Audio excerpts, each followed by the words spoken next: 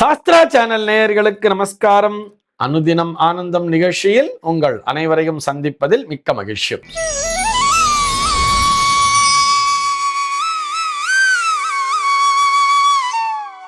இன்று 12/12/2025 இந்த நாள் குறித்து பஞ்சாங்கம் என்ன சொல்றதுன்னு பார்க்கலாம் வாங்கோ.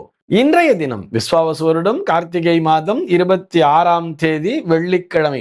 திதி பார்த்தோம்னா தேய்பிரை அஷ்டமி திதி மதியம் 2:57 வரைக்கும் இருக்கு. அதனைத் தொடர்ந்து தேய்பிரை நவமி திதியானது வந்து விடுகிறது. இன்னைக்கு நட்சத்திரம் பார்த்தோம்னா உத்திரம் நட்சத்திரம்.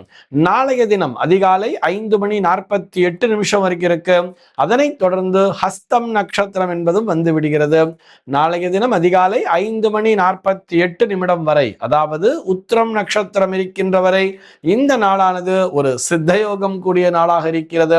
அதனைத் தொடர்ந்து அமிர்த யோகம் என்பதும் வந்து விடுகிறது. இது போக பஞ்சாங்கத்திலே வரக்கூடிய யோகம் அப்படின்னு சொல்லி பார்த்தோம்னா இன்றைக்கு பிரீத்தி அப்படிங்கிற ஒரு நாம யோகத்தை கொடுத்திருக்கா. கரணம் பார்த்தோம்னா கௌளவம் அப்படிங்கிற ஒரு கரணத்தை கொடுத்திருக்கா. இந்த நாளானது ஒரு மேல்நோக்கு நாளாக அமைந்திருக்கிறது. இன்னைக்கு என்ன ஸ்பெஷல் அப்படின்னு சொல்லி பார்த்தோம்னா இன்றைய தினம் பஞ்சாங்கத்திலே அஷ்டகா அப்படிங்கிறத கொடுத்திருப்பார். இந்த அஷ்டகா என்பது ஒரு வருடத்திலே 96 நாட்கள் முன்னோர் வழிபாட்டிற்குரிய நாட்களாக வரும்.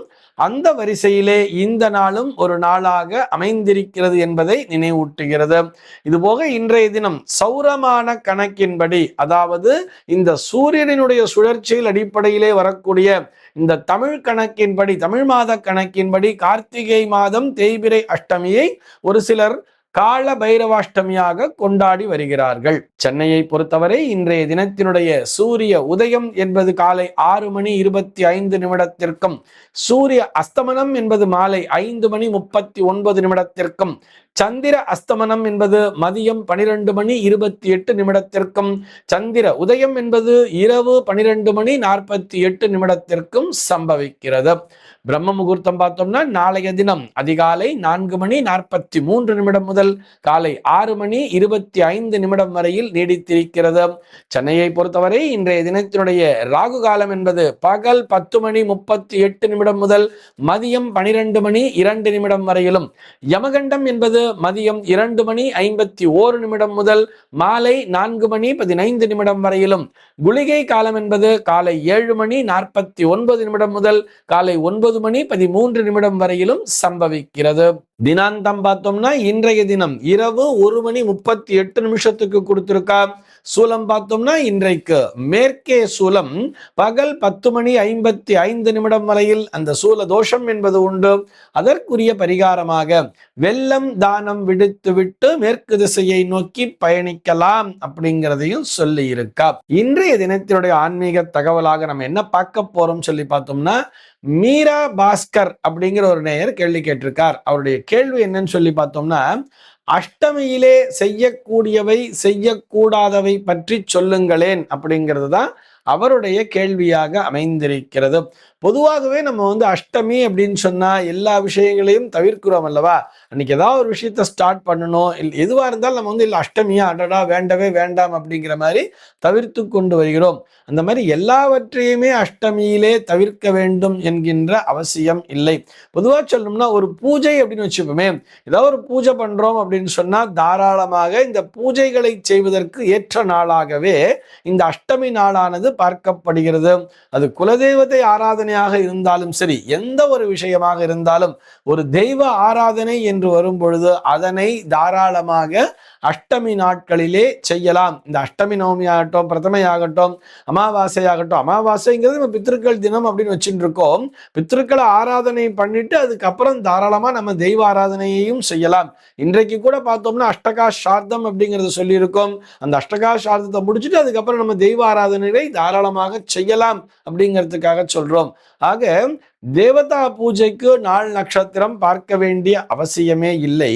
இது போக ஒரு சில பரிகார பூஜைகள்னு சொல்றா இல்லையா, ஒரு சிறப்பு பரிகாரம் வேண்டி செய்யக்கூடிய விஷயங்களை அஷ்டமி நாட்களிலே தான் செய்ய வேண்டும் அப்படிங்கிறத வலியுறுத்தி சொல்லியிருப்பா. அத்தனை சிறப்பு இந்த அஷ்டமிக்கு உண்டு.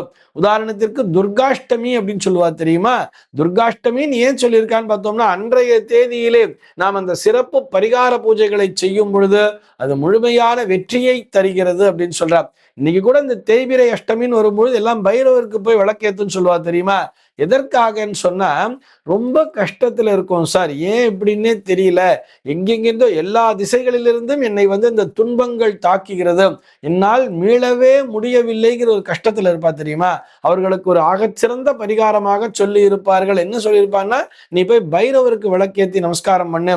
அது கூட எப்படின்னு சொன்னா, ஒரு பூசணிக்காய் அரிஞ்சு அதுல நல்ல பள்ளம் பண்ணி அதுல இலுப்பை எண்ணெயை ஊத்தி விளக்கேத்து அப்படிங்கிற மாதிரி சொல்லியிருப்பா. அந்த இலுப்பை எண்ணெய் என்பது கூட அந்த பரிகாரத்திற்காக ஏற்றப்படக்கூடியதுங்கிறதையும் ஞாபகத்தில் வச்சுக்கணும். அந்த இலுப்பை எண்ணெய் விளக்கு, அதாவது பூசணிக்காய் அரிஞ்சு அதில் விளக்கேற்றலாம்னு சொல்லியிருப்பா. தேங்காய் உடைச்சு அந்த தேங்காய் முடியில கூட விளக்கேற்றுவா தெரியுமா? இந்த இலுப்பை எண்ணெய் விளக்கு என்பது இந்த பைரவருக்கு ஏற்றப்படுகிறது. எதற்காகன்னு சொன்னா, நம்முடைய கஷ்டங்கள் எல்லாம் போக வேண்டும் என்பதற்காக.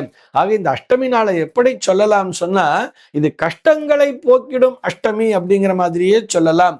ஆக அஷ்டமி நாளிலே தேவதா பூஜை என்பது மிகவும் விசேஷமான பலனை தருகிறது. அது கூட பரிகாரத்தினை வேண்டி செய்யக்கூடிய ஒரு பிரித்யங்கரா பூஜையாகட்டும், அல்லது ஒரு சரபேஸ்வரர் பூஜையாகட்டும், அல்லது ஒரு கால பைரவரனுடைய பூஜையாகட்டும், அல்லது ஒரு துர்கா பூஜையாகட்டும், இது போன்ற பூஜைகளை இந்த மாதிரி ஒரு நம்மை பாதுகாக்கக்கூடிய அந்த தெய்வங்களை வேண்டி விசேஷமான அந்த பூஜைகளை செய்வதற்கு அஷ்டமி நாள் என்பது மிகவும் உகந்த நாளாகவே பார்க்கப்படுகிறது. அதே நேரத்திலே புதிதாக ஒரு விஷயத்தை துவக்கும் பொழுது அதனை அஷ்டமியிலே செய்யாதீர்கள் சொல்றார். ஏன்னு சொன்னா, இந்த திதிகள் ஒரு பட்சம்னு வருது இல்லையா, அந்த பட்சத்திலே ஒரு நடுவிலே வரக்கூடிய நாள் தான் இந்த அஷ்டமி என்பது. இந்த நாளில் ஒரு விஷயத்தை துவக்கும் பொழுது அது இப்படியும் இல்லாம அப்படியும் இல்லாம அது ஒரு ரெண்டுங்கட்டனாகவே இருந்து கொண்டிருக்கும். அந்த விஷயமானது முழுமை பெறாது, அது அரைகுறையாகவே இருந்து கொண்டிருக்கும். அப்படிங்கிறதுனாலதான் புதிதாக ஒரு விஷயத்தை துவக்குவதை அஷ்டமி நாளிலே செய்யாதீர்கள் சொன்னார். அதனால நம்ம சுப நிகழ்ச்சிகளை அஷ்டமி நாளிலே செய்வதில்லை. திருமணமாகட்டும், கிரகப்பிரவேசமாகட்டும், இது போன்ற விஷயங்களை அஷ்டமி நாளிலே செய்யக்கூடாது. ஏன்னா இதெல்லாம் அசுப திதி அப்படிங்கிற மாதிரியே சொல்லியிருப்பா. அசுப திதி அப்படின்னு சொன்னா அதற்காக இது வெறுமனே ஒரு சோகத்தை தரக்கூடிய நாள் என்று நாம் நினைத்து கொள்ளக்கூடாது. நம்முடைய சோகங்களை போக்கக்கூடிய நாள். நான் முதலிலேயே சொல்வது போல கஷ்டங்களை நீக்குவதுதான் அஷ்டமி அப்படிங்கிறத நன்றாக நினைவிலே கொள்ள வேண்டும். அதனால்தான் நம்ம ஏதாவது ஒரு கஷ்டம் வந்தா கிருஷ்ணன் நாம சொல்ல, கிருஷ்ண கிருஷ்ணா கிருஷ்ண கிருஷ்ணா கிருஷ்ண கிருஷ்ண கிருஷ்ணா அப்படின்னு சொல்லுங்கிறா இல்லையா? அந்த கிருஷ்ணர் பிறந்ததே இந்த அஷ்டமி நாளில்தான். எதற்காக என்று சொன்னால், நம்முடைய கஷ்டங்களை எல்லாம் போக்கிட வேண்டும் என்பதற்காகத்தான். இந்த தகவலோடு இன்றைய தினம் உங்களிடமிருந்து நான் விடைபெற்றுக் கொள்கிறேன். மீண்டும் உங்கள் அனைவரையும் நாளைய தினம் ஒரு புதிய தகவலோடு சந்திக்கிறேன். அன்பர்கள் அனைவருக்கும் அனுதினமும் ஆனந்தமாய் அமைய பிரார்த்திக்கிறேன்.